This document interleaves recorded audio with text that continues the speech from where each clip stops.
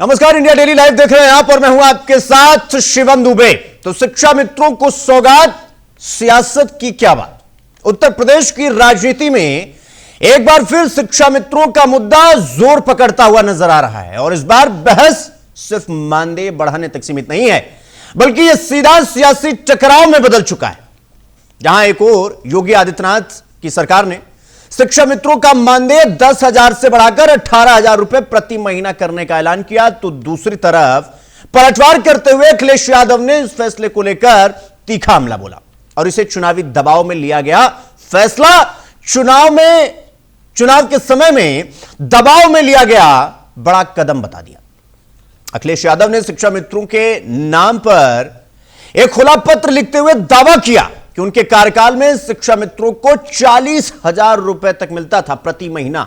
हालांकि यह बात पूरी तरह अस्थायी व्यवस्था को बिल्कुल दर्शाती नहीं है, लेकिन चूंकि उस समय शिक्षा मित्रों को सहायक शिक्षक के रूप में समायोजित किया गया था, जिसके बाद उन्हें नियमित शिक्षक के बराबर वेतन मिलने लग गया था, लेकिन बाद में इसे सुप्रीम कोर्ट ने समायोजन को अवैध ठहराते हुए रद्द कर दिया था और जिसके चलते शिक्षा मित्रों को एक बार फिर से मानदेय व्यवस्था में वापस आना पड़ा। यानी 40,000 का वेतन एक अस्थायी और कानूनी रूप से टिकाऊ व्यवस्था नहीं बन पाया था, लेकिन वर्तमान में योगी सरकार द्वारा 18,000 मानदेय किए जाने को सरकार एक राहत का कदम के रूप में बता रही है। कैरियर राहत का कदम है। लंबे समय से 10,000 रुपए पर काम कर रहे शिक्षा मित्रों के लिए यह बढ़ोतरी निश्चित रूप से आर्थिक रूप से सहायता देने वाली मानी जा सकती है। हालांकि विपक्ष इस बात को मानने के लिए तैयार नहीं है। अखिलेश यादव कह रहे हैं कि जब हमारी सरकार थी तो शिक्षा मित्रों को 40,000 रुपया मिलता था, लेकिन इस सरकार में शिक्षा मित्रों को बढ़ बढ़ाकर 18,000 रुपए मिला, वो भी दबाव में, क्योंकि सामने चुनाव है। अब अखिलेश यादव कह रहे हैं कि इस बार के 2027 के चुनाव में, विधानसभा चुनाव में जो शिक्षा मित्र हैं वो सभी ये कॉन्स्टिट्यूएंसी में 403 विधानसभा में वो एसआईआर करेंगे और एसआईआर का पहला है अखिलेश यादव शिक्षा मित्र बता रहे हैं। वो कह रहे हैं कि 40,000 रुपए में से 18,000 रुपए घटा दिया जाए तो बचता है 22,000 और ये जो 22,000 है, अगर 22,000 वोट ये शिक्षा मित्रों ने कटवा दिए बीजेपी के, तो फिर हमारी सरकार आएगी तो इन सबको एड ऑन किया जाएगा और सबको फिर से बहाली की जाएगी तरीकेबद्ध तरीके से।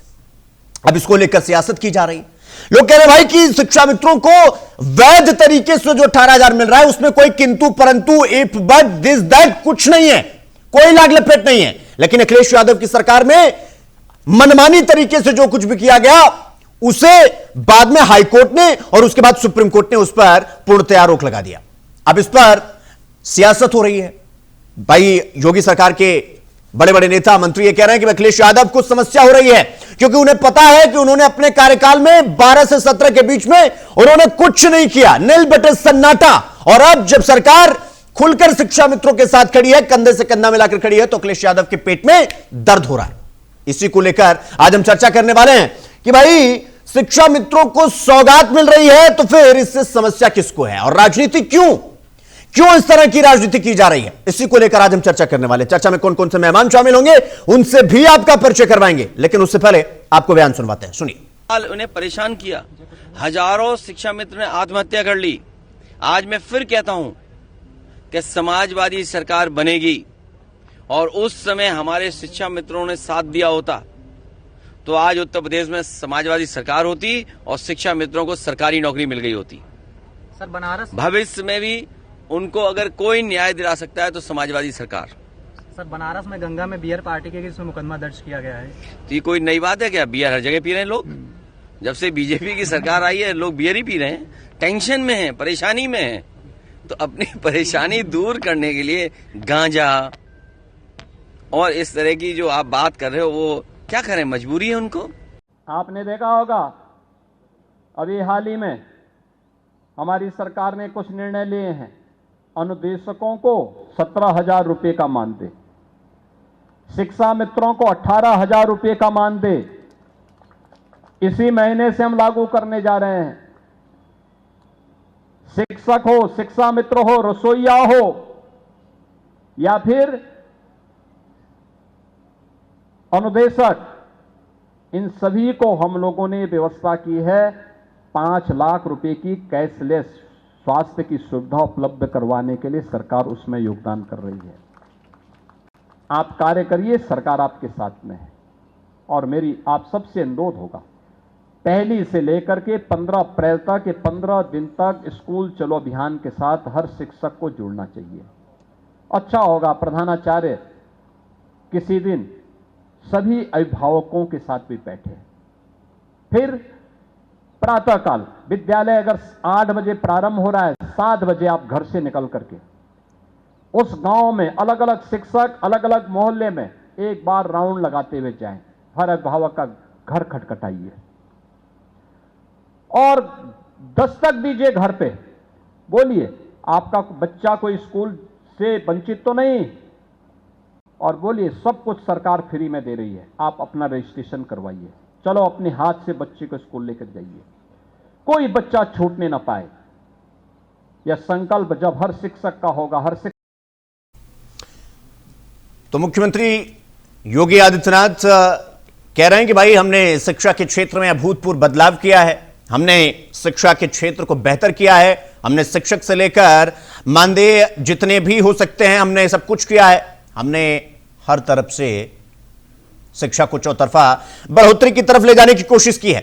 चर्चा की शुरुआत करेंगे और चर्चा में कौन कौन से मेहमान शामिल हो रहे हैं उनसे भी आपका परिचय करवा देते हैं। हमारे साथ आलोक वत्स, नेता भारतीय जनता पार्टी के, हमारे साथ जुड़ रहे हैं। राज बिहारी सीनियर जर्नलिस्ट हैं, वो भी हमारे साथ आज चर्चा का हिस्सा है। और सनी गुप्ता, प्रवक्ता समाजवादी पार्टी के, वो भी हमारे साथ आज इस चर्चा में हैं। आप सबका बहुत बहुत स्वागत।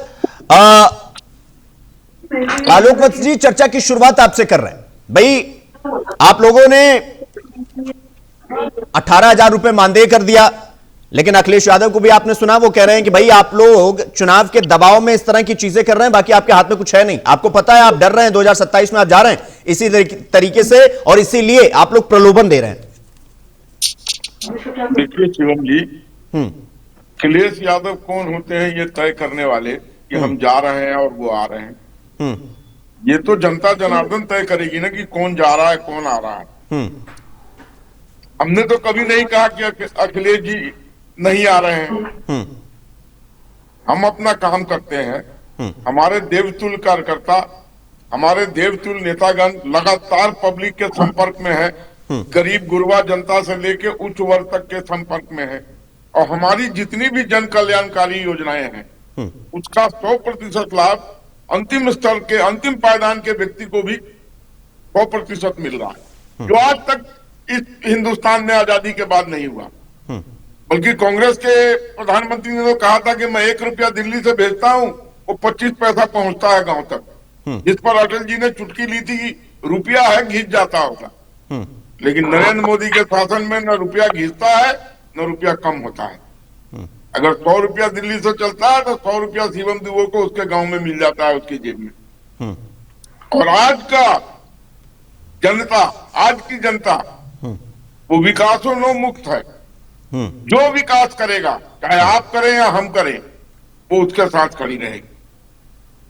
बिहार इसका सीधा साधा एग्जाम्पल है, जहां सीमांचल पे भी बुरके के नीचे से दबादब कमल के फूल पर वोट पड़े, तभी हमारी सीमांचल में इतनी प्रचंड बहुमत से जीत हुई। अब विकास चाहिए, अब बातें नहीं चाहिए, जात नहीं चाहिए, धर्म नहीं चाहिए। और विकास का प्रतीक का नाम है नरेंद्र मोदी।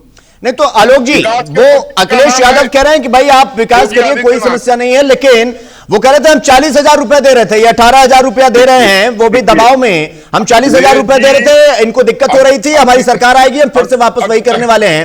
वो हाँ, अखिलेश जी तेजस्वी के ही सहोदर भाई है। उन्होंने कहा था तेजस्वी में कि हम सरकार में आएंगे तो हर महिला को 30,000 रुपया। ये तो एक कदम और आगे बोल दिए, अगर हम सरकार में आएंगे तो 40,000 रुपया देंगे सबको।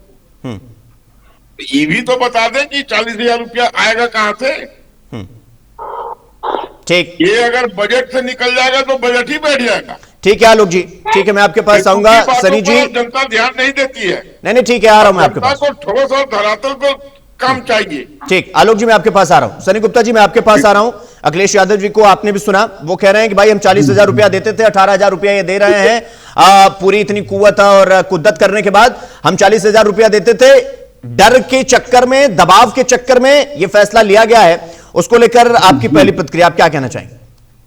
जी, सबसे पहले तो शिवम जी धन्यवाद आपका बहुत बहुत जी। कि आपने मुझे अपने चैनल के माध्यम से बात रखने का मौका दिया, समाजवादी पार्टी को भी मौका दिया जी। इसके लिए आपका बहुत बहुत धन्यवाद। दूसरी बात मैं ये कहना चाहूंगा कि 2017 के बाद 2026 तक, अभी 2026 चल रहा है, अब तक क्यों नहीं भारतीय जनता पार्टी को इनका मानदेय बढ़ाने की सूझी कि इनका मानदेय बढ़ा दें? क्यों नहीं इन्होंने, अब ये चुनावी वर्ष है और चुनावी वर्ष में इन्होंने ये 10,000 से 17,000 18,000 रुपए शिक्षा मानदेयों को मानदेय बढ़ाने का निर्णय लिया है। तो ये सब आपको कहीं ना कहीं दिखता नहीं है कि ये दबाव है? और अगर 2017 से पहले समाजवादी पार्टी ने 40,000 रुपए दिए थे, आज से 11 साल पहले, तो आज तो उनकी जो तनख्वाह है, जो मानदेय है, वो कम से कम 75,000 रुपए होना चाहिए था सरकार के तौर पर सरकार ने अपना समय निकाला, 10 साल निकाला, हिंदू मुस्लिम पे राजनीति करी और इन्होंने कोई भी काम ऐसा नहीं करा जो शिक्षा मानकों को उनके घर के हित के लिए हो। आप बताइए 17,000 18,000 रुपए आज के समय में क्या है? 5,000 रुपए 6,000 रुपए तो आम घर का बिजली का बिल आता है, उसके साथ ही हाउस टैक्स हो गया, घर के खर्चे हो गए। तो एक शिक्षक के लिए 18,000 रुपए मानदेय क्या है? यहाँ पे ये 100 करोड़ का पुल 500 करोड़ में बना रहे हैं। उत्तर प्रदेश की जनता के टैक्स के पैसे को अपने जितने भी नहीं, एक सेकंड सनी गुप्ता जी, क्या आप ये बात सही बता रहे हैं? मतलब पूरे उत्तर प्रदेश की जनता को क्या आप सही बता रहे हैं? आप 40,000 रुपया जो देते थे वो वैलिड था, वो ठीक था, और अगर ठीक था तो फिर हाईकोर्ट ने रोक क्यों लगाया? हाईकोर्ट ने रोक लगाया क्योंकि उनकी पूर्ण मान्यता नहीं थी। हाँ। तो उनके लिए एक प्रोसेस था, उनकी नौकरी निकलती, उसमें सिलेक्शन होता। हाँ। लेकिन श्री अखिलेश यादव जी ने सोचा कि अगर जो शिक्षक पढ़ा और जो सरकार के माध्यम से अपना कर्म कर रहा है तो उसको उसका मानदेय उतना मिलना चाहिए, सम्मान। तो उन्होंने नहीं तो सनी गुप्ता जी, मैं एक सिंपल सा सवाल आपसे पूछता हूं, उसके बाद मैं आगे जाऊंगा।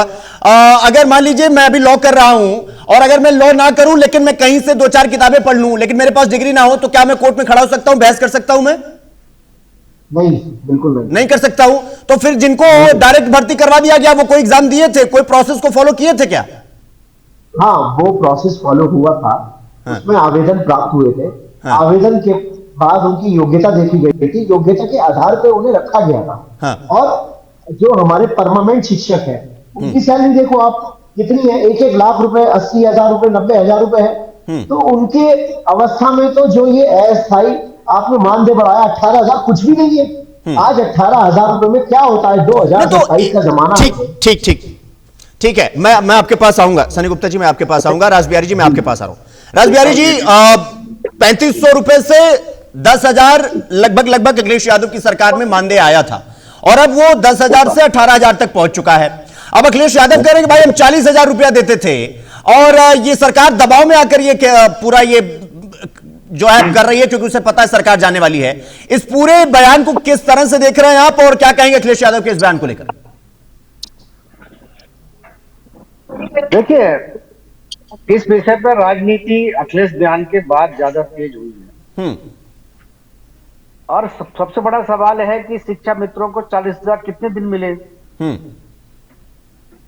और फिर बाद में क्यों नहीं मिले? सुप्रीम कोर्ट के आदेश के बाद उनका कई खामियां विसंगतियां गिनाई गई तो उनको रोक दिया गया। लेकिन अभी जो सरकार ने 10,000 से 18,000 किया है, उससे पहले मार्च में हाई कोर्ट ने भी कहा है कि भाई ये जो शिक्षा मित्र हैं इनको समान वेतन कैसा दिया जाए, इसमें 2 महीने में फैसला किया जाए। अब अगर सरकार इसमें जाती है और शिक्षकों के बराबर उनका वेतन देती है तो फिर कानूनी मसला सामने आएगा। तो सरकार ने ये सोचा है कि इसलिए 10,000 से 18,000 कर दिया जाए शिक्षा मित्रों और अनुदेशकों को 17,000 रुपये। लेकिन जो अखिलेश यादव कह रहे हैं कि 40,000 देते थे, कब 40,000 दिए, कितने दिन? और दूसरी बात है कि अगर प्रदेश में शिक्षकों की कमी है क्योंकि उत्तर प्रदेश में जिस तरह से स्कूलों, सरकारी संस्थाओं, शिक्षा संस्थाओं की बिल्डिंगें नहीं थी, बच्चों के लिए पीने का पानी नहीं था, टॉयलेट नहीं थे, और तो और बहुत सारे स्कूलों में तो टीचर भी नहीं थे और बच्चे भी नहीं थे। कई जगह तो ऐसा था कि टीचर है तो बच्चे नहीं है, बच्चे हैं तो टीचर नहीं है। बहुत सारे स्कूल बंद भी हुए। तो जिस प्रदेश में आप अध्यापकों को वेतन नहीं देने की स्थिति में थे, तो आपने शिक्षा मित्र की परंपरा शुरू की। पहले तो इस शिक्षा मित्र की परंपरा ही गलत है कि भाई आपको शिक्षक भर्ती करने चाहिए थे। तो जो योग्यता वाले लोग हैं उनको मौका देना चाहिए था। पर आपने अपनी जब भी शुरू किया गया, आपने अपनी राजनीति चमकाने के लिए सभी को शिक्षा मित्र की दर्जा दे दिया। जो भी आया उसको शिक्षा मित्र दे दिया। लेकिन अभी आपने कितने आंदोलन हुए इसमें, कितनी बार उनकी धरना प्रदर्शन में उनकी पिटाई हुई है। और उसमें बहुत सारे लोग ऐसे हैं जो अध्यापक होने का योग्यता रखते हैं, लेकिन उन्हें स्थायी नौकरी भी नहीं मिल सकती है, क्योंकि कोर्ट ने ये भी कह रखा है कि उनको स्थायी नहीं किया जाता। तो ऐसी स्थिति में अगर उनको 10,000 से मिलकर बढ़ाकर 18,000 मिलेगा, कई जगह खबरें कि अप्रैल महीने तो राजबिहारी जी एक छोटा सा कंपैरिजन करते हैं। अखिलेश यादव की सरकार रही 12 से 17 से बीच में 3500 का मानदेय था और अखिलेश यादव की सरकार में बढ़कर 10,000 रुपए हो गया। लेकिन अखिलेश यादव का 5 साल और इधर फिलहाल के तौर पर देखा जाए 9 साढ़े 9 साल के आसपास का समय हो चुका योगी आदित्यनाथ की सरकार का, यहां पर मामला 10,000 से 18,000 तक आया। तो ये जो शिक्षा मित्र हैं या फिर जिनका मानदेय बढ़ाने की बात की जा रही है, मतलब किसके कार्यकाल में बेहतर ख्याल रखा जा रहा है इन लोगों का, जिनके साथ सो कॉल्ड ये कहा जा रहा है भाई अन्याय हुआ था या अन्याय हुआ है, जैसा कि अखिलेश यादव जी कह रहे हैं? देखिए इसमें मुझे लगता है कि मुद्दे से ज्यादा राजनीति है। शिक्षा मित्रों का अगर ध्यान पहले रखा जाना चाहिए था। अगर क्या किसी टीचर को चाहे 10 साल पहले रखा गया हो, चाहे 15 साल पहले रखा गया हो, 3500 रुपए महीने पर किसी शिक्षक को रखा जाना कहां तक उचित था? ठीक है, आपने बढ़ा दिया, आपने 40,000 की कर दिया, लेकिन आपको मालूम था कोर्ट में अगर कोई चला गया तो नहीं टिक पाएंगे। भाई आपको तो शिक्षकों की भर्ती करनी चाहिए थी, नए स्कूल कॉलेज खोलने चाहिए थे, वो आपने किया नहीं। और तो और जो स्कूल बहुत खराब हालत में थे जो बंद हो गए, कुछ स्कूल तो ऐसे हैं जो खंडर में बदल गए थे, जहाँ पर बच्चों की पढ़ाई के लिए सुविधाएं भी नहीं थी, तो वो भी बड़ी संख्या में बंद हुए। लेकिन अभी मैं रिपोर्ट पढ़ रहा था कि बड़ी संख्या में ऐसे स्कूलों को दोबारा शुरू किया गया है। ठीक है राजबिहारी जी, मैं आपके पास आऊंगा। राजबिहारी जी मैं आपके पास आ रहा हूं। आलोक वत्स साहब, अब मैं आपके पास आ रहा हूं। आलोक वत्स साहब, अगर आपने अखिलेश यादव जी के बयान को सुना होगा तो आपने ये सुना होगा कि उन्होंने कहा कि ये जो मानदेय बढ़ा है वो शिक्षा मित्रों को आह्वान कर रहे हैं कि भाई एसआईआर कर दो, इस बार जितने विधानसभा सीट है ना सब में एसआईआर कर दो। 40 मिल रहा था आपको, 18 मिल रहा है, 22 बच रहा है। 22,000 वोट हर विधानसभा क्षेत्र में काट दो, बीजेपी चली जाएगी और आपका मतलब बीजेपी का एसआईआर हो जाएगा, हम आ जाएंगे, फिर से 40,000 50,000 रुपया हो जाएगा। आप परेशान होने वाली बात नहीं है। आपको नहीं लगता है कि खतरा आपके दरवाजे तक दस्तक दे चुका है? देखिए शिवम जी, हाँ, सर्वप्रथम तो इनका ऐसा कहना हाँ, इस बात के लिए टैनामाउंट करता है कि आप उनको गलत ढंग का प्रलोभन दे रहे हैं। और दूसरी बात, देश की जनता बहुत प्रबुद्ध हो चुकी है। जो पढ़े लिखे हैं वही नहीं, जो अनपढ़ है वो भी प्रबुद्ध हो चुके हैं। उनको पता है कि देश किस हाथों में सुरक्षित है और देश को आगे ले जाने की मर्दा किस पार्टी और किस नेता में है। इसलिए ये सब जो छलावा है ये चलने वाला नहीं है। प्रदेश दोबारा अतीक अहमद और मुख्तार अंसारी का रूल नहीं देखना चाहता है। वो अमन चैन और शांति से जीना चाहता है। प्रदेश उन्नति के मार्ग पर प्रशस्त होना चाहता है, बिजली के में आगे बढ़ना चाहता है, रोड पुलिया में आगे बढ़ना चाहता है, स्कूल कॉलेज मेडिकल कॉलेज में आगे बढ़ना चाहता है, जो योगी जी के नेतृत्व में मोदी जी के नेतृत्व में संभव दिख रहा है। तो उसी के साथ खड़े होंगे जो विकास की तरफ अग्रसर कर रहा हो प्रदेश। नहीं आलोक जी, मैं आपसे एक सवाल पूछता हूं, कल हमने माफिया वाले पर हमने चर्चा कर ली थी, क्या चल रहा है क्या नहीं चल रहा है। अब मैं आपसे ये जानना चाहता हूं कि लगभग 9 साढ़े 9 साल का अंतराल बीत चुका है मुख्यमंत्री योगी आदित्यनाथ की सरकार का। मैं ये जानना चाहता हूं कि शिक्षकों के लिए, शिक्षा भर्ती के लिए, शिक्षा के क्षेत्र में आपकी सरकार ने कितना काम किया है, कितनी भर्तियां निकाली, कितने का सिलेक्शन हो गया, थोड़ा वो अगर आपके पास हो, अगर आपके पास डाटा हो तो थोड़ा बता दीजिए ताकि एक कंपेरिजन हो सके अच्छे से, ताकि हमारे साथ गुप्ता साहब भी हैं वो भी समझ जाए। डाटा हमारे पास है। नहीं, मैं आपके पास आ रहा हूं गुप्ता जी। शिवम जी, वो डाटा मेरे पास पूरी तरीके से उपलब्ध नहीं है, हाँ। इसलिए मैं उस पर कोई टिप्पणी नहीं करना चाहूंगा। लेकिन हम इतना जानते हैं कि हमने समय समय पर भर्तियां की है, उसका पूरा डाटा मेरे पास नहीं। चलिए ठीक थोड़ा है, समय दें, ठीक, कोई बात नहीं। थोड़ा सा यही होता है आलोक जी, थोड़ी तैयारी हो जाती है तो चर्चा बेहतर हो जाता है। चलिए मैं आपके पास आऊंगा। सनी गुप्ता जी, आप बता दीजिए भाई, आपकी सरकार थी, आपकी सरकार में कितना आपने शिक्षक भर्ती कर दिया, कितना आपने सिलेक्शन करवा दिया, कितनों को पैसा दे दिया, कितना बेहतर हो गया शिक्षा के क्षेत्र में, कितना बेहतर काम कर दिया, थोड़ा आप बताइएगा। देखिए, पूरे प्रदेश में 2 लाख लोगों से ज्यादा भर्ती निकाली गई, जिनका मानदेय तय करा गया समाजवादी पार्टी में। और 2017 के बाद जो व्यवस्था श्री अखिलेश यादव जी ने जैसे छोड़ी थी, वैसी मौके पे आज 2026 चल रहा है, भारतीय जनता पार्टी ने उसमें कोई परिवर्तन नहीं किया। इसके साथ साथ इन्होंने उनका शिक्षकों का मानदेय घटाने का काम किया।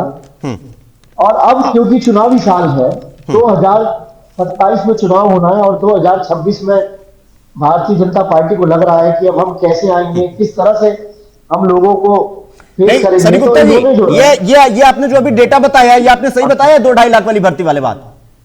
सही है, आप देख लीजिए। हाँ, नहीं मैं बताता हूं आपको सनी गुप्ता जी, थोड़ा अगर मैं गलत हूं तो मुझे सही करिएगा। 2012 से 17 के बीच में आपकी सरकार थी, प्राइमरी सहायक शिक्षक भर्ती आपने निकाला 72,825 और टीईटी पर आधारित थी ये परीक्षा। शिक्षा मित्र आयोजन में 1.7 लाख, जिसका आप लगातार जोड़ के आप पूरा डेटा बता रहे हैं, लेकिन ये तो रद्द हो गया था ना हाई कोर्ट से, उसके बाद मामला सुप्रीम कोर्ट गया, सुप्रीम कोर्ट ने भी वही फैसला उसको संभाल कर रखा। मतलब टोटल 2.5 लाख आप जो गिना रहे वो था, लेकिन ये बात भी तो देखनी पड़ेगी ना कि 1.7 लाख मतलब 1,70,000 कैंसिल भी तो हो गया था। मतलब मिला जुला के 80-90 हजार रुपया, माफ करिएगा 80-90 हजार शिक्षक भर्ती की आपने, तो 2.5 लाख क्यों गिरा रहे महाराज? नहीं, ऐसा है, जब हमारी सरकार थी तब हमने देना शुरू करा। वो एक नियम था कि सुप्रीम कोर्ट के आदेशों पे रद्द हो गया, लेकिन सरकार की मंशा तो उत्तर प्रदेश की जनता और उत्तर प्रदेश के शिक्षकों के हित में। नहीं गुप्ता जी, अब मंशा, चलिए मानता हूं आपकी मंशा अच्छी थी, आप चाहते थे कि भाई हर घर खुशहाल हो जाए और जितने ये शिक्षक हैं उनके घर पे खुशी जाए, लेकिन एक तरीका तो होगा ना, एक हायरार्की होगी, एक एग्जाम होगा। सपोज मुझे यूपीएससी क्वालिफाई करना है तो मुझे प्री देना होगा, मेंस देना होगा, उसके बाद मुझे इंटरव्यू देना होगा। अब मैं कहूं मेरी नियति अच्छी है, मैं चाहता हूं गुप्ता साहब डीएम बन जाएं, ऐसा थोड़ी होता कि मैं कहूं गुप्ता साहब डीएम हो गए, ऐसा तो नहीं होगा ना, फॉलो तो करना पड़ेगा ना रूल आपको। फॉलो करना पड़ेगा, उस फॉलो के लिए हमारी सरकार ही चली गई, हमारे पास समय नहीं बचा, और जब समय नहीं बचा तो भारतीय जनता पार्टी ने उसमें सूझबूझ भी ली। हाँ, जब मैं था तब हरी नहीं, अब हरी है मैं ना। जी, जब भारतीय जनता पार्टी ने उसकी सूझबूझ नहीं ली, और अगर हमारी सरकार आती तो उसकी दोबारा से सूझबूझ लेते, नए कानून बनाते, नई।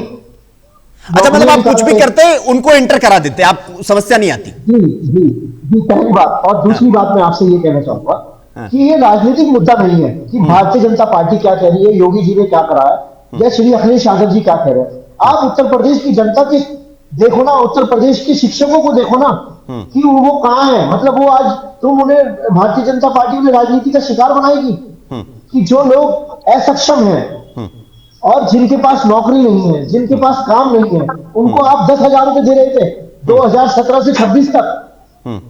10,000 रुपए, 10,000। सनी गुप्ता जी, अभी आपने कहा ये पूरा मामला राजनीति का विषय नहीं है, तो मैं आपसे कहता हूं मुख्य विपक्षी दल है आप उत्तर प्रदेश में, आप इन शिक्षा मित्रों के साथ क्यों नहीं खड़े होते कि भाई आपको 40,000 मिलता था, अब 18,000 मिल रहा है, हम मुख्य विपक्षी दल है, हम सरकार से सवाल पूछेंगे, आपके कंधे से कंधा मिलाकर खड़े रहेंगे। फिर अखिलेश यादव को प्रेस कॉन्फ्रेंस करके ये कहने की क्या जरूरत पड़ गई कि SIR कर दो, इस बार 22 हजार वोट काट दो, हमारी सरकार आ जाएगी, मामला ठीक हो जाएगा। राजनीति तो कर रहे हैं ना, प्रत्यक्ष नहीं बट परोक्ष रूप से तो कर रहे हैं।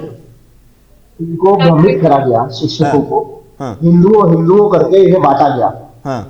हिंदू मुसलमान के नाम पे इनके दिमाग में भ्रमित करा गया कि भारतीय जनता पार्टी ही तुम्हारी सब कुछ है तुम्हारे लिए। लेकिन आज जब उन्होंने देख लिया कि 10 साल से हमारी ऐसी व्यवस्था है ऐसी अवस्था है और भारतीय जनता पार्टी ने हमारा कोई कल्याण नहीं करा, तब उन्हें सीधा एक अगर मैसेज श्री अखिलेश यादव जी ने दिया है कि आप एसआईआर करिए, और क्योंकि एसआईआर के माध्यम से जो भी प्रदेश में होगा तो वो शिक्षक करेंगे ना क्या सही है क्या गलत है। और दूसरी बात, जब समाजवादी पार्टी की सरकार आएगी, उत्तर प्रदेश की जनता आज अखिलेश यादव जी को पसंद करने लगी है, सभी शिक्षक श्री अखिलेश यादव जी को पसंद करने लगे हैं। तो जब वो उत्तर प्रदेश के मसीहा हैं और उन्हें जब उत्तर प्रदेश में 2027 में काम करने का मौका मिलेगा, तो ये बात 18,000 और 40,000 की नहीं है। आप देखिएगा शिक्षकों के लिए क्या करेंगे अखिलेश यादव जी, जो आसपास के 10 प्रदेशों में नहीं हुआ होगा, इस देश में नहीं हुआ, बिना एग्जाम के डायरेक्ट सिलेक्शन, वो बिना एग्जाम के सब। नहीं, ठीक, कोई बात नहीं, मैं आपके पास आऊंगा सनी गुप्ता जी। रासबिहारी जी, मैं आपके पास आ रहा हूं। रासबिहारी जी, देखिए सामने 2027 विधानसभा का चुनाव है। जाहिर सी बात है कि अगर सत्ता पक्ष कोई भी कदम लेगी, अखिलेश यादव को लगेगा कि भाई यहां पे मामला डैमेज हो सकता है, वो तो खुलकर सामने आएंगे, उनको सत्ता पानी है, 10 साल से सत्ता से बाहर है, मामला गड़बड़ है, वो सबको दिखाई दे रहा है। लेकिन क्या इस तरीके से सत्ता पाना मतलब पाने का रास्ता है कि अगर आप ये प्रेस कॉन्फ्रेंस करते हैं और ये कहते हैं कि इस बार एसआईआर कर दो खुले तौर पर, एक तरफ आप एसआईआर को लेकर बड़ा आप विरोध कर रहे थे, लेकिन अब आप एसआईआर को लेकर एग्री हो रहे हैं, मतलब ये राजनीति सब अपने अपने सजेशन के हिसाब से अपने अपनी सुविधा के अनुसार से कर रहे हैं ना। देखिए, मुझे लगता है कि उत्तर प्रदेश में जनता की जो समस्या है उसे लेकर प्रमुख विपक्षी दल उस तरह का आंदोलन नहीं छेड़ पाया जिसकी आवश्यकता। और खाली शिक्षा मित्र के मुद्दे पर कितनी राजनीति कर पाएंगे, क्योंकि शिक्षा मित्रों का मुद्दा 1,32,000 शिक्षा मित्र हैं, उनका परिवार जोड़ लेंगे तो कितने 5 लाख 6 लाख होंगे। तो लेकिन ठीक है, वो इस मुद्दे को उठा रहे हैं, उनको लगता है सहानुभूति मिल जाएगी। क्या जिस तरह से वो कह रहे हैं कि एक शिक्षा मित्र अगर 22,000 वोट कटा दे तो एसआईआर हो जाएगी बीजेपी के खिलाफ। क्या अरे जिस प्रदेश में आपकी पार्टी के नेता 22,000 वोट नहीं दिलवा सकते हैं, कटवा सकते हैं, शिक्षा मित्र कहां से कटवा जुड़वा देगा। आपको कुछ ऐसी बातें करनी चाहिए जो जनता के बीच जाएं, जनता के बीच रहें, क्योंकि अब जिस तरह से अखिलेश यादव एक चौकड़ी में घिर गए, वो जनता के नेता नहीं रह गए, वो कुछ लोगों के नेता रह गए। और इसी कुछ लोगों के मतलब रासबिहारी जी थोड़ा खुल के बोलिए। मेरा कहना है कि जिस तरह की राजनीति मुलायम सिंह यादव किया करते थे, अखिलेश यादव उसके एकदम उलट चल रहे हैं। वो मुलायम सिंह यादव जनता के बीच जनता के बीच जाया करते थे, और अखिलेश यादव कुछ। तो रासबिहारी जी, आपको अखिलेश यादव जमीन पर उतरते हुए नहीं दिखाई देते? लगातार जनसभाएं करते हैं, बड़े छोटे से छोटा, बड़ा से बड़ा प्रोग्राम जाते हैं, अटेंड करते हैं, आप लोग को लगता है वो एसी में ही बैठे रहते हैं क्या? मेरा मानना है कि जिस हिसाब से विपक्षी दलों को कार्य करना चाहिए, जो मेहनत नरेंद्र मोदी ने प्रधानमंत्री के उम्मीदवार बनने के बाद की, और उसके बाद लगातार मेहनत कर रहे हैं, लगातार आपने देखा होगा, आप अभी 5 राज्यों के चुनाव प्रचार में कितनी उनकी रैलियां हो रही हैं। अखिलेश यादव कहीं दिखाई दिए आपको? जबकि इंडिया ब्लॉक, वो कह रहे हैं उत्तर प्रदेश में इंडिया ब्लॉक है, इंडिया ब्लॉक तो सभी राज्यों में चुनाव लड़ रहा है, लेकिन कहाँ अखिलेश यादव दिखाई दिए? दूसरा, मैं उत्तर प्रदेश में ही बात, उत्तर प्रदेश में कई ऐसे मुद्दे हैं जहां पर उन्हें चाहिए था कि वो जनता के लिए खड़े होते, चाहे बिजली मीटर बदलने का मसला हो, चाहे शिक्षा मित्र का मसला हो, केवल सोशल मीडिया पे पोस्ट करने से ही आज राजनीति, लोग चाहते हैं उनके साथ उनके नेता वो खड़े हों। लेकिन अखिलेश यादव जिस तरह के लोगों से घिरे हुए हैं, उनकी अपनी ही पार्टी के वरिष्ठ नेता उनसे दूर हो गए हैं, तो ऐसे में अखिलेश यादव किस तरह चुनाव लड़ेंगे, किस तरह चुनाव की रणनीति बनाएंगे, ये ठीक है। ठीक, रासबिहारी जी, मैं आपके पास आऊंगा। आलोक साहब, आप गुप्ता जी का जवाब दे दीजिएगा, लेकिन मेरा एक सवाल है, मैं आपसे जानना चाहता हूं, क्योंकि मुख्यमंत्री योगी आदित्यनाथ जी ने लगातार भरे मन से यह कहा था कि भाई हमने शिक्षकों के प्रति अभूतपूर्व काम किया है, शिक्षा के क्षेत्र में अभूतपूर्व काम किया है। अब चूंकि मैंने अखिलेश यादव जी के 12 से 17 के बीच का अंतराल का जिक्र किया भर्ती परीक्षा का, तो आपका भी कर देता हूं। 2017 से आपकी सरकार बनी, 69,000 सहायक शिक्षक भर्ती किया आपने 2019 से 2022 के बीच में। उसके बाद 68,500 शिक्षक भर्ती हुई, और उसके बाद एलटी ग्रेड और पीजीटी टीजीटी सबको मिला दें 40 से 60,000 के बीच में, तो आप लगभग 1,80,000 से 2 लाख के आसपास आपने शिक्षक भर्ती की। आपको लगता है अखिलेश यादव का 5 साल 80-90 हजार और आपका लगभग 10 साल और लगभग 2 लाख के आसपास, आपको लगता है यह अभूतपूर्व काम हो गया शिक्षा के क्षेत्र में, खास करके तब जब अखिलेश यादव आरोप लगाते हैं कि आप लोगों ने स्कूल बंद कर दिया? देखिए आपका कहना सही है शिवम जी कि हमने बेसिक शिक्षा में करीब 1,26,000 और सेकेंडरी में करीब 40,000 के लगभग और अन्य पदों पर लेक्चरर, प्रिंसिपल, ये सब मिला के वो आपका फिगर सही है, करीब 1,80,000 के आसपास। लेकिन अभी भी काम करना बाकी है, अभी भी और भी समावेश करना बाकी है। लेकिन जिस तरीके से हम प्रगति के मार्ग खोले हुए हैं उत्तर प्रदेश में, चाहे वो मेडिकल कॉलेजेस के मामले में हो या IIT के मामले में हो या रोडवेज के मामले में हो या मेट्रो के मामले में हो या बिजली आपूर्ति बगैर बाधा के हो रही हो, तो इन सबको चौतरफा लेके चलने में अभी भी शिक्षा में और भी कुछ करना बाकी है। और ऑपरेशन कायाकल्प के तहत बहुत से स्कूलों का जीर्णोद्धार भी हुआ है। नहीं तो आलोक जी जो आप कह रहे हैं, जो आप तर्क दे रहे हैं, अगर आप यही चुनाव के बीच में जनता के बीच में जाइएगा और वो युवा जो सारे एग्जाम पास करके भर्ती देख रहे हैं कि भाई भर्ती आ जाए तो हमारा सिलेक्शन हो जाए, हमारे परिवार का उद्धार हो जाए, वो आपसे पूछेंगे कि आप 10 साल रह लिए महाराज, अगर आप ये कहेंगे कि बहुत सुधार करना बाकी है तो कब करिएगा, मतलब बहुत देर हो गई हुजूर आते आते, वो तो आपसे सवाल पूछेंगे ना, तब आप क्या जवाब दीजिएगा? देखिए बहालियां हुई हैं, लेकिन हाँ और भी होनी चाहिए। लेकिन इसका ये मतलब है कि बहालियां हुई नहीं है। इन्होंने किया 70-80 हजार का, अब बोल रहे थे कि हमने 2-2.5 लाख कर दिया। हमने तो ये फिगर नहीं दिया, और जब हम फिगर लेके आए हैं तो हम आपको सही सही बात बता रहे हैं। हम और भी लाते जाएंगे, और भी लोगों की बहालियां होंगी। अभी उनके उत्थान के लिए हमने 8-8 हजार रुपया बढ़ाया है।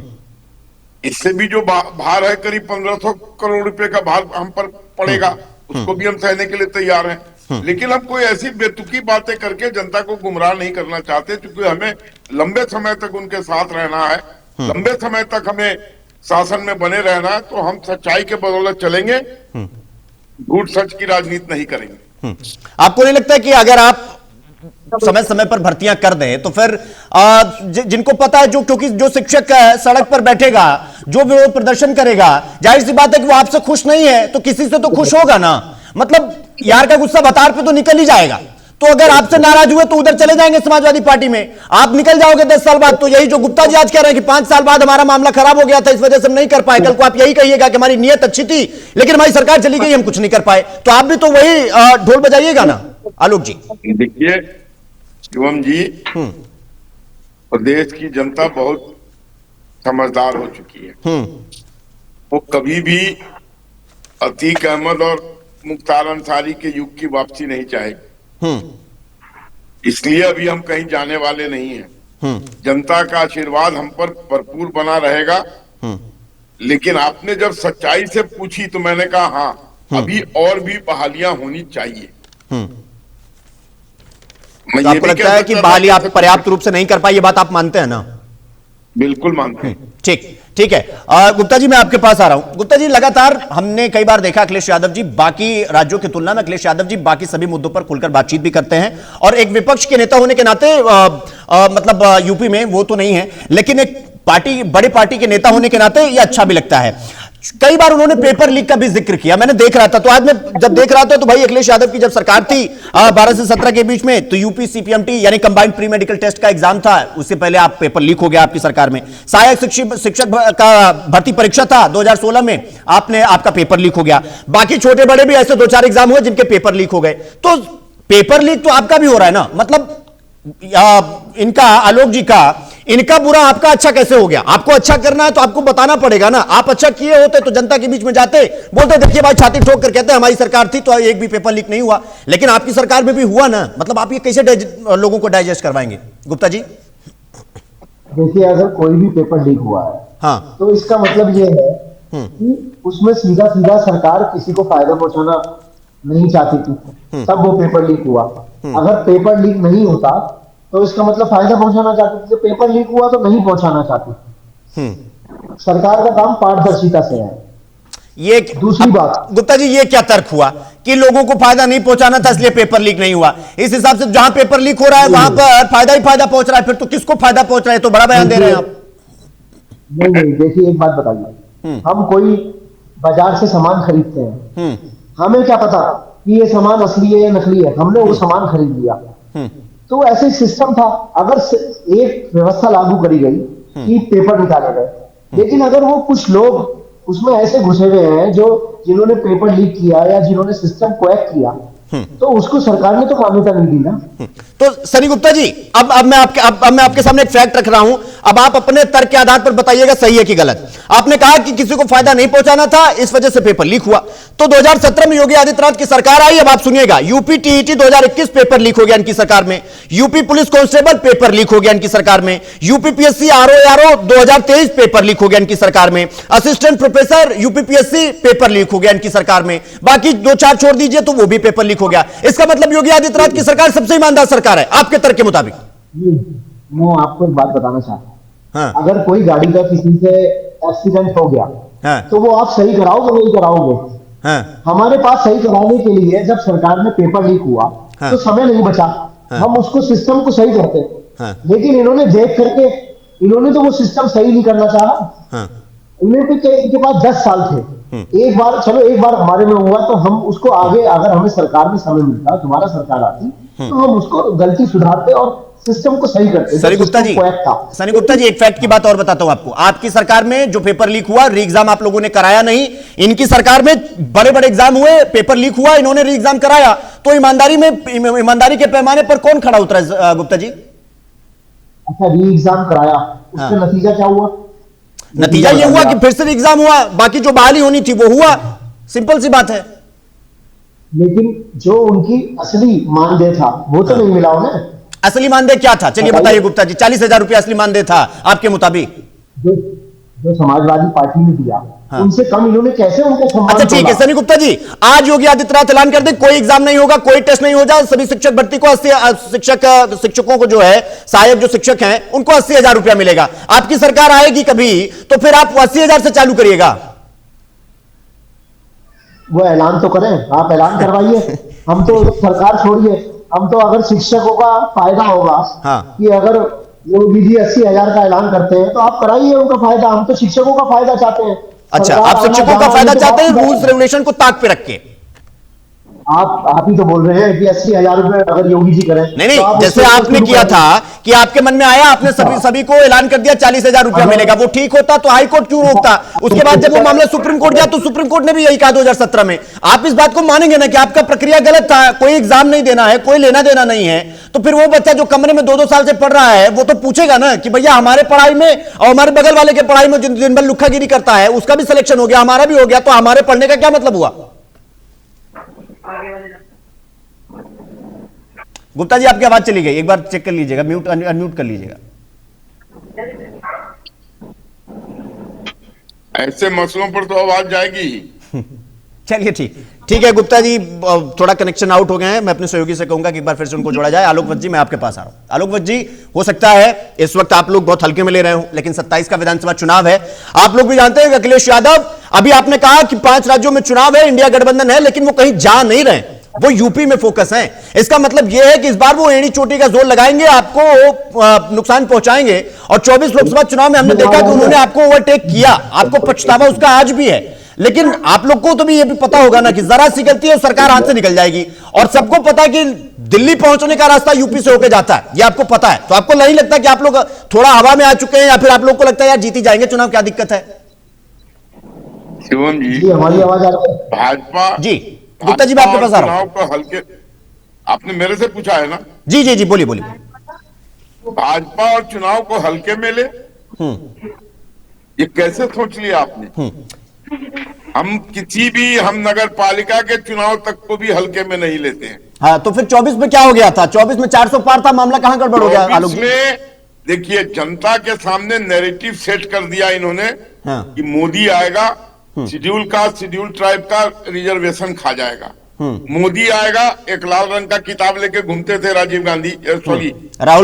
गांधी, और वो कहते थे कि मोदी संविधान को खत्म कर देगा।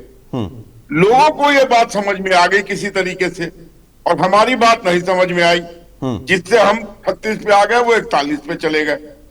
लेकिन उसके तुरंत बाद जनता को ये बात समझ में आ गई कि ये नैरेटिव जो इन्होंने सेट किया है ये गलत है, झूठा है।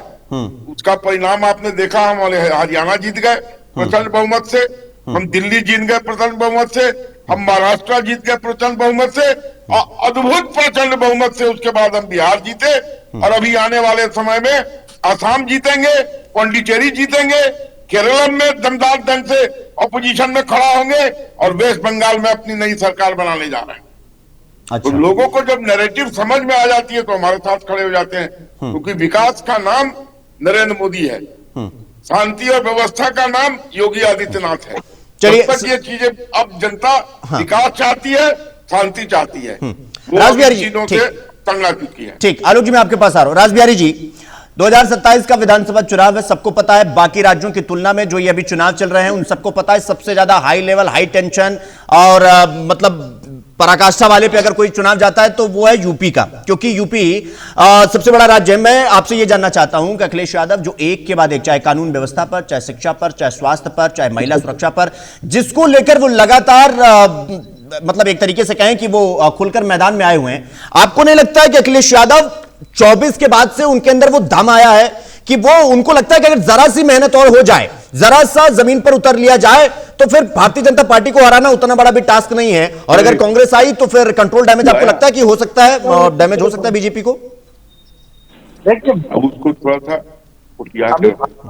नेता कह रहे थे कि 2024 में हम राहुल गांधी और अखिलेश यादव ने इसके मार्ग सीटें कमाई, लेकिन सच्चाई ये है कि बीजेपी के नेताओं, अगली बार आप बोलेंगे, जो कार्यकर्ताओं से कट गए थे उसकी उनकी जनता ने सुनी नहीं।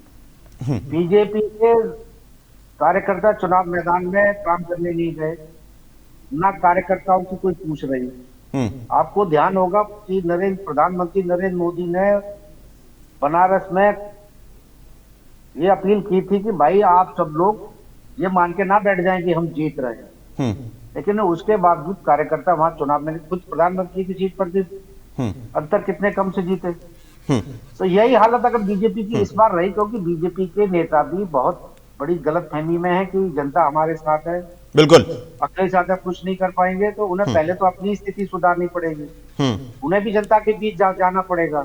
और रासबिहारी जी, एक सवाल और ऐड कर देता हूं इसमें, क्या आपको लगता है कि ये जो 10 साल का चुनाव खत्म होगा, 27 में 10 साल का इनका कार्यकाल खत्म होगा, आपको नहीं लगता एक प्रॉपर, एक मजबूत एंटी इनकम्बेंसी भी होगी जो बीजेपी को नुकसान पहुंचा सकता है? देखिए, बीजेपी को तो नुकसान होगा ही, लेकिन एक सबसे बड़ा सवाल यह है कि बीजेपी के मंत्री और विधायक तक ये कहते हैं कि उनकी सरकार में सुनवाई नहीं है, अफसर उनकी नहीं सुनने जाते। अगर वो किसी की सिफारिश करते हैं तो अफसर उनके फोन को कोई तवज्जो ही नहीं देते, उनका फोन ही नहीं उठाते, और ये घटनाएं बहुत सारी हुई हैं। अगर आप देखेंगे तो ये घटनाएं मीडिया में भी लगातार आई हैं। कई विधायकों ने इस बारे में शिकायत भी की है। लेकिन मैं इतना रुकूंगा कि अखिलेश यादव अगर मजबूती से मुद्दे उठाते, जनता के बीच जाते और ऐसे नेताओं को और कार्यकर्ताओं को चुनाव में उतारते जो जनता से जिनका जुड़ाव है, क्योंकि पिछली बार कई जगह ऐसे विधानसभा चुनाव में लोग उतार दिए गए जिनका जनता से जुड़ाव नहीं था, जो केवल मतलब आप कह रहे हैं कि कुछ ऐसे नेता थे, कार्यकर्ता थे जिनकी पैराशूट लैंडिंग कराई गई अचानक से? जी। हाँ, ठीक है रासबिहारी जी, मैं आपके पास आऊंगा। सनी गुप्ता जी, देखिए ये तो जो आप सवाल उठा रहे हैं लगातार शिक्षा पर, कानून व्यवस्था पर, लेकिन ये बात तो तय है कि आपकी सरकार में कुछ लांछन आपके ऊपर ऐसे लगे जो आज तक आपका पीछा नहीं छोड़ रहे हैं, चाहे वो अतीक अहमद हो, मुख्तार अंसारी हो, अभी आलोक जी से पूछे तो 5 और नाम गिनवा देंगे।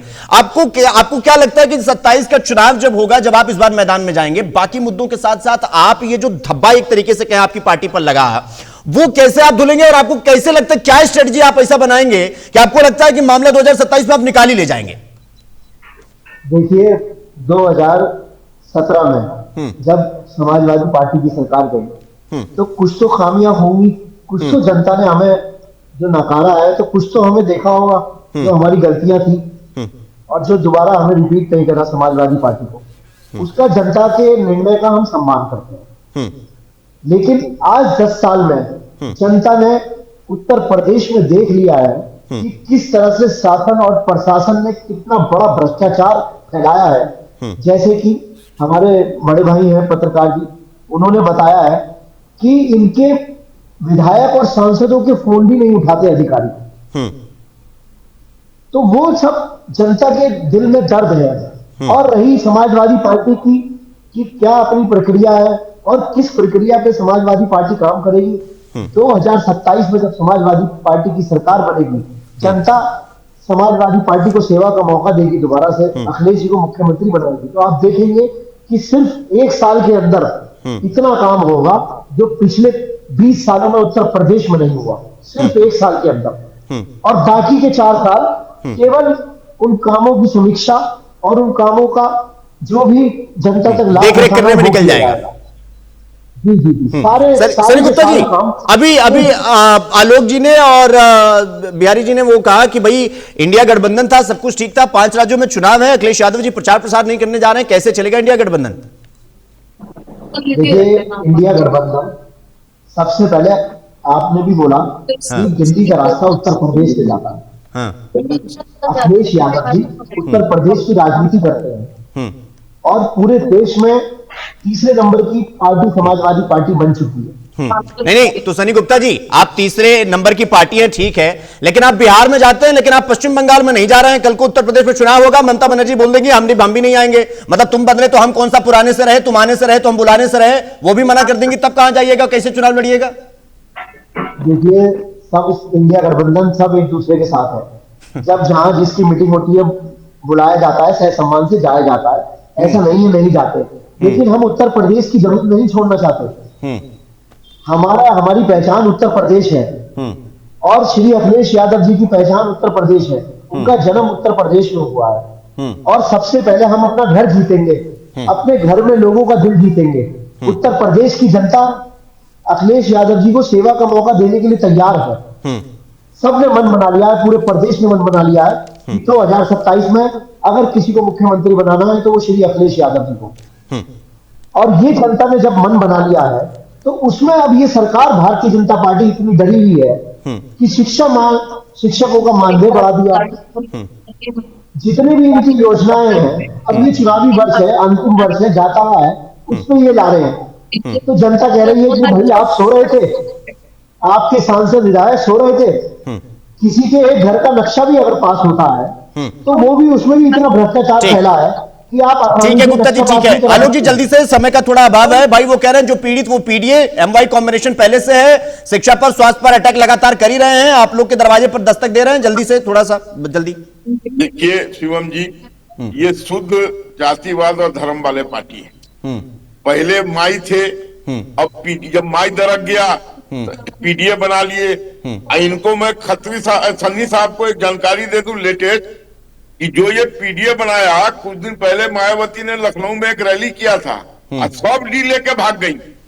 अब बच गया वहां पीए। तो कोई बात नहीं है, अगली बार जब हम मुख्यमंत्री बनेंगे आदित्य योगीनाथ जी, तो ये लोग वहां पीए बन के आ जाएंगे। तो आलोक जी, आप भी तो यूजीसी लेकर आए थे ना, आप कहां कम है, मतलब वो वहां थे तो आप सवा हाथ थे महाराज। सामाजिक चीज है, पीडीए तो राजनीतिक है, यूजीसी सामाजिक है। हमारा पीडीए इनका पीडीए राजनीतिक है। आपको लगता था यूजीसी सही था आलोक जी? यूजीसी मेरे दृष्टिकोण में व्यक्तिगत रूप से सही नहीं था। हाँ चलिए ठीक है, अच्छी आलोक जी, आपकी सबसे अच्छी बात यह है कि आप मान लेते हैं चीजों को, ये बहुत बढ़िया चीज है। ठीक है, अगर व्हाइट को व्हाइट करना, ठीक है, समय का थोड़ा अभाव है, चर्चा यहीं रोकनी पड़ेगी। आप सबका बहुत बहुत धन्यवाद, खत्री साहब आपका भी, राजबिहारी जी आपका भी, और आलोक जी आपका भी बहुत बहुत धन्यवाद चर्चा में समय देने के लिए, शामिल होने के लिए। लेकिन सवाल वही कि अखिलेश यादव कह रहे हैं कि जो पीड़ित है वो पीडीए है, 22,000 वोट काट दीजिए, इस बार एसआईआर कर दीजिए, हमारी सरकार आएगी, फिर से बम बम बम भोले हो जाएगा मामला। और लेकिन सत्ता पक्ष ये कोशिश कर रहा है कि भाई जितना हो सकता है उतना कर लो, 10 साल का अंतराल बीत गया है, इस बार चुनाव में जाएंगे, क्या कहेंगे, कुछ तो होना चाहिए कहने के लिए। अब इसी को लेकर पूरा हंगामा चल रहा है, लेकिन अंत में हम वही बात कहेंगे कि ना हम सफेदी के दोस्त हैं और ना ही शाही के दुश्मन हैं, हमें बस आईना दिखाना है और वो हम दिखा देते हैं। फिलहाल मुझे दीजिए इजाजत और आप देखते रहिए इंडिया डेली लाइव। नमस्कार।